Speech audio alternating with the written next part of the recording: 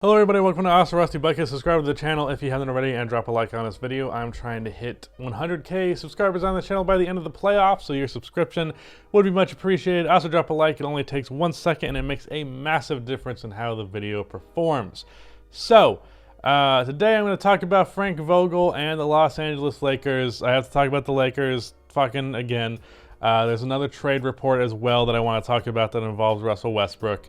But the reason I'm talking today about the Lakers is that Frank Vogel has officially been fired, even though we all kind of saw this coming. It's now officially a thing.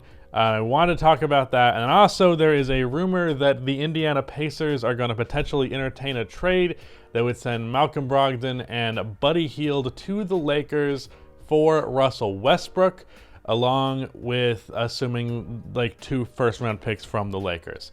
So, it's going to talk about Frank Vogel first. Did Frank Vogel deserve to be fired? Not really. I will say that I'm not the biggest Frank Vogel fan in the world. However, this is definitely a situation of scapegoating that at the same time no one's going to buy. Like, yeah, we see that the Lakers are trying to place blame on him rather than themselves, the front office, and ownership. But we all know that Frank Vogel is not the main reason why this roster failed this year. While he has a lot of blame, and I'll talk about that, he's not the main catalyst. Now, the thing that stands out with Frank Vogel, and I talked about this in my, the mini problems with the Lakers video, back when everybody was talking about basically Frank and Russ as the only problems, I thought that was completely unfair. That said, 2 things. 1, defense. Frank Vogel has a defensive reputation, never been an offensive-minded head coach. Back when he was with Indiana, that was the case. When he was with Orlando, that was the case. When he was at the Lakers early on, that was the case. The Lakers in 2020 won their championship primarily through their defense, and then their offense was carried by LeBron being LeBron and Anthony Davis being the best version of him that we have ever seen. But this year, defensively, the Lakers were not great. Now, it is fair to say that with Anthony Davis, they were top 10 in defensive rating with him playing, but even then they were 9, and you would think they would be higher. Granted, a lot of the defensive personnel left, but the point is, if what you bring value-wise as a head coach is your defensive capability, but your team's defense is not good, then what are you bringing to the table? Because it's not offense. And the second thing, it's not rotations, because my God, did Frank Vogel have some horrible fucking rotations this year. Starting the year off with DeAndre Jordan playing center, not playing Anthony Davis at center, even though that was a thing that he seemed to agree to do. LeBron at center with Anthony Davis out was cool, but that was obviously not going to be sustainable. Not really giving Malik Monk enough minutes early on. It took him forever to get to that decision. Giving Talen Horton-Tucker the start over Malik Monk. Just a lot of very questionable rotation decisions. Lineups that made no sense. He was consistently running lineups where Rajon Rondo and Russell Westbrook were on the floor at the same time, along with DeAndre Jordan or Dwight Howard. And it was do you know what scoring a basketball is? Because that lineup is completely counterintuitive to the notion of scoring a basketball. So bad rotations, and then the one thing that he's supposed to bring to the table at a high level, he didn't really bring to the table this year. That said, I don't think Frank Vogel is a bad NBA head coach in the slightest. He obviously coached this team to a title in 2020, and I would argue that not that he's the best coach LeBron's had, because that's absolutely not the case. Tyronn Lue and Eric Spoelstra are both better coaches than Frank Vogel, for sure. But in terms of actually allowed to impact, I think Frank might actually take the cake, because it seemed like he had the most influence on the team's success of any coach that LeBron has had, whereas back when he was with the Heat and Eric Spoelstra was constantly in the hot seat, even though he was a great coach, just because that's kind of the LeBron effect. I would not want to be the head coach of a LeBron team personally, because he kind of just takes over, and that's not the ideal situation to be in. But in terms of just overall impact, I think Frank might be the most impactful head coach in the success of any championship that LeBron won. That said, he's also not so good that you don't like fire him, like that you're like obviously not. So I think that's why they went in this direction where it's like, whether you fire him or not, I don't think it's strictly like one decision is better than the other. I think you could flip a coin and it works out one way or the other. Could be a bad decision, could be a good one. I really don't know. Either way, he was not the main problem. He wasn't helping, which is a problem, but he wasn't the problem. And there were many problems, but the problem was Russell Westbrook's fit. And then after that, it was a whole clusterfuck of things combined. Along with health and all of that, but I don't want to go into a whole thing about the Lakers again. We've already talked about them ad nauseum. But I do want to talk about this Russell Westbrook trade idea because it kind of actually makes sense, and it would be a fucking home run for the Lakers if they managed to pull this trade off. Malcolm Brogdon is a borderline star caliber guard in my opinion. Like, he's a 20-7 guy on good efficiency with good defense.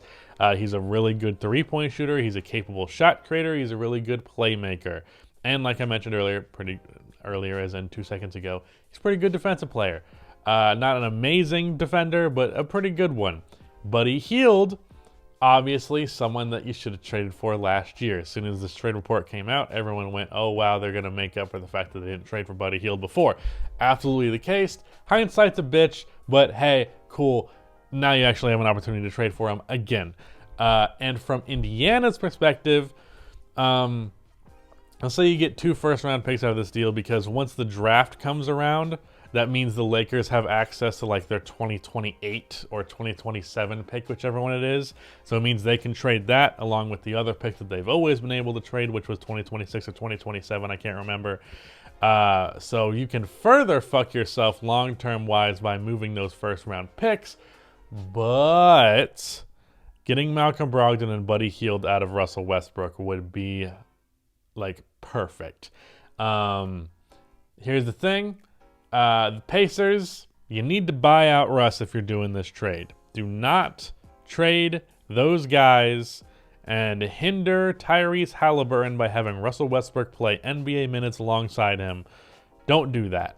So, but for Indiana, to get those first-round picks out of those guys who they don't really need anymore, Buddy Hield especially, they don't really care about those guys. They're trying to go young. Buddy Hield and Malcolm Brogdon are probably getting close to 30, like 28, 29.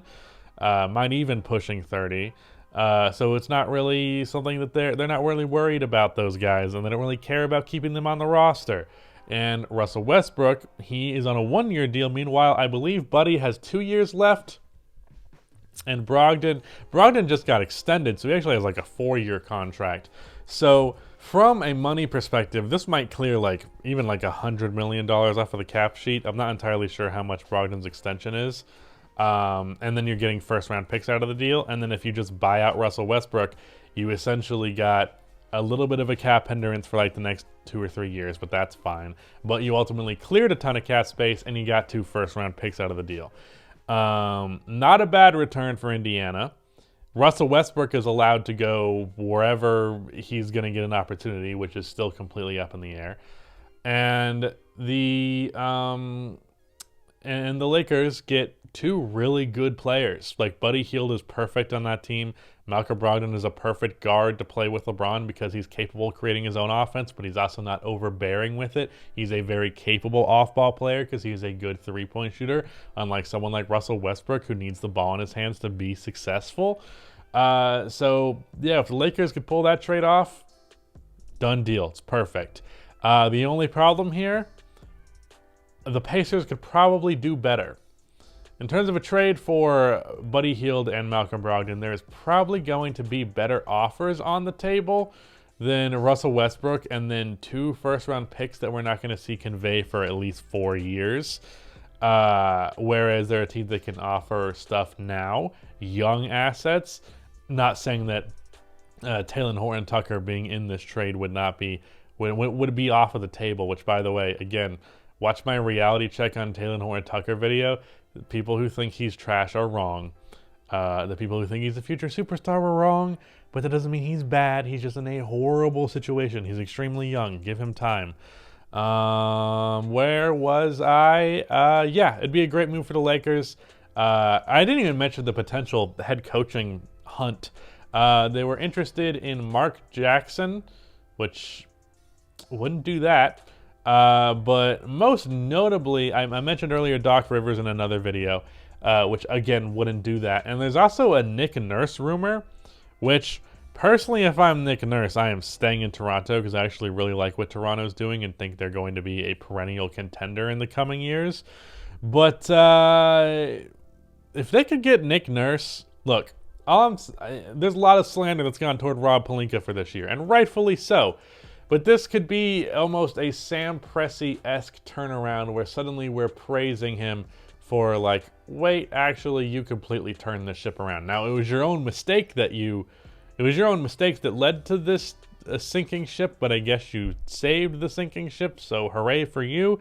But like, Rob Pelinka and the Lakers general managers and front office and all that shit, if they manage to go into this offseason, get Nick Nurse, who's one of the best coaches in the NBA, flip Russell Westbrook for Malcolm Brogdon and Buddy Hield, and then let's just say sign a couple of role players who aren't 900 years old, the Lakers would go into next year, and if they're healthy, which is a huge if at this point, but if they're healthy, that team would be a contender. At least it should be. You never fucking know at this point. As much as I was low on the fit of Russell Westbrook on the Lakers, I also didn't expect them to be this fucking bad. So, you never know. But on paper, Malcolm Brogdon, Buddy Hield, LeBron James, Anthony Davis, and then whoever the fuck you want to put at that other forward spot, or center if your AD is going to continue to be a pussy about playing center. Whichever one it is, that is a great starting lineup, head coached by Nick Nurse. Dream scenario. That said, I don't think the trade happens with the Pacers, and I don't think Nick Nurse leaves the Toronto Raptors. But if it does happen, holy shit, did the Lakers turn this ship around. Anyways, yeah, that is it. Goodbye.